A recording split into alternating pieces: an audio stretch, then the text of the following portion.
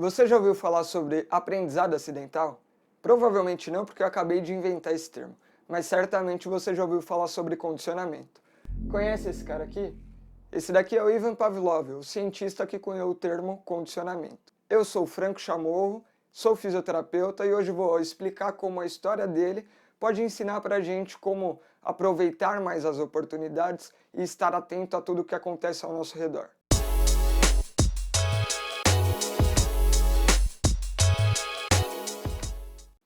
No último vídeo a gente falou sobre aprendizado, eu situei o que é e como acontece esse aprendizado e disse que vou fazer uma série para aprofundar um pouco mais no tema. Hoje a gente vai dar sequência nessa série, só que falando um pouco mais das curiosidades. E eu vou contar um pouco da história desse cara que eu já falei, que é o Ivan Pavlov. E vou falar como essa história pode ensinar pra gente como aproveitar melhor nossas oportunidades e identificar tudo o que está acontecendo à nossa volta. O Pavlov é um fisiologista russo. Ele viveu na transição ali do século XIX para o século XX, sempre em São Petersburgo, onde inclusive tem um museu que fala sobre a história dele. E nesse museu a gente consegue ver esse cachorro aqui empalhado. E esse cachorro, pode ver que ele tem um duto coletor de saliva ao lado da boca dele. Por quê? Isso porque o Pavlov estudava o sistema digestivo e as respostas fisiológicas do sistema digestivo à apresentação de comida.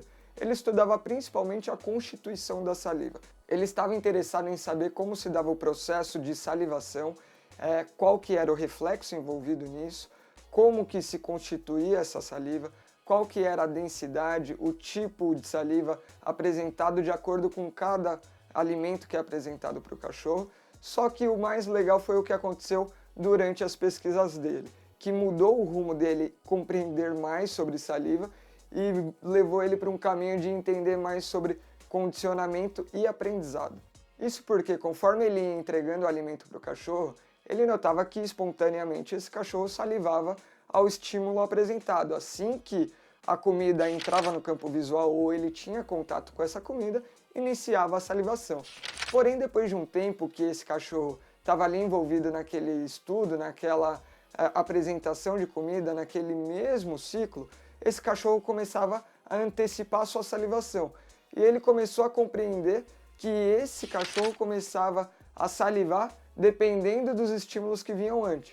Então, inicialmente, esse cachorro salivava ao ter contato visual ou contato direto com o alimento. Só que depois de um tempo que isso foi se repetindo, foi apresentando cada vez mais o alimento para o cachorro, ele foi antecipando a resposta de salivação e foi emparelhando, que é como ele disse, a outros estímulos. Ou seja, antes dele apresentar a comida, às vezes quando ele tocava simplesmente na grade onde estava o cachorro, esse cachorro começava já a salivar. Ele antecipava a resposta, ele começava a identificar estímulos anteriores como precedentes e como previsíveis de que algo ia acontecer depois, que é o condicionamento, como ele diz, condicionamento clássico.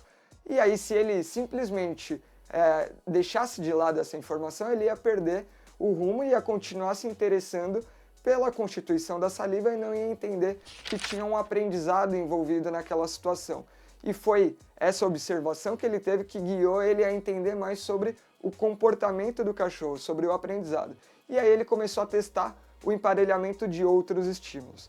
Então, o clássico que a gente ouve falar quando vai aprender sobre condicionamento pavloviano é sobre o sino. Então, ele pega o sino, dá algumas badaladas e, na sequência, apresenta a comida para o cachorro. Inicialmente, o sino não tinha efeito nenhum, mas depois de um certo tempo que esse padrão foi se repetindo, só de balançar o sino já desencadeava o comportamento de salivação e toda a vontade do cachorro de se alimentar. E ele foi testando isso de diversas formas, e aqui eu vou colocar um vídeo para vocês verem outra forma desse estudo que não é a clássica que a gente aprende na faculdade. Então, o cachorro está isolado, como vocês podem ver, por um muro, né, por uma parede, e a única forma de contato com esse cachorro é por meio de uma portinha que a gente está vendo aqui. E aí o que ele começou a fazer? Começou a bater nesse muro, e depois de um tempo batendo nesse muro, passava a comida pela portinha. Então, inicialmente, só a batida não resultava em nada para o cachorro. Mas depois de um certo tempo em que esse padrão foi repetindo, aí sim o cachorro começou a salivar só de iniciar as batidas nesse muro, mesmo antes de apresentar a comida por debaixo da portinha. Então, esquecendo um pouquinho a abordagem do controle motor, hoje eu quero deixar aqui uma mensagem um pouco mais reflexiva, já que a gente está no final do ano e é uma época que a gente começa a planejar o ano seguinte, a gente deseja várias coisas, começa a traçar nossos objetivos e muitas vezes a gente se fecha nisso. E uma coisa que eu quero para esse ano, e acho que muita gente pode querer também, é estar atento e aberto para as possibilidades que nosso ano pode trazer para a gente, para que a gente não fique só fechado naquele objetivo que a gente traçou inicialmente. É legal, é super interessante a gente planejar e buscar conquistar essas coisas, mas é muito legal a gente não se fechar e estar aberto a tudo que nosso ambiente, a tudo que a gente pode estar exposto e estar atento àquilo que pode agregar na vida da gente, assim como Pavlov viu que o caminho talvez não fosse ali estudar a constituição da saliva, mas entender um pouco mais sobre o condicionamento clássico e trouxe mudanças que, por mais que a pesquisa seja de 100 anos atrás, a gente usa isso até hoje na prática clínica, no estudo do aprendizado, seja ele cognitivo, motor ou qualquer outro tipo de aprendizado. Então, desde já eu finalizo a temporada de vídeos de 2019. Nos vemos em 2020, onde eu vou trazer mais um caso no vídeo de abertura, falando sobre essas coincidências que acontecem, essas eventualidades e acidentes no mundo científico, falando um pouquinho sobre a história do Alexander Fleming, a descoberta da penicilina. Mas por hoje é só. Desejo a vocês um ótimo final de ano e nos vemos em 2020 nos nossos próximos vídeos. Até mais, muito obrigado por tudo. Tchau, tchau!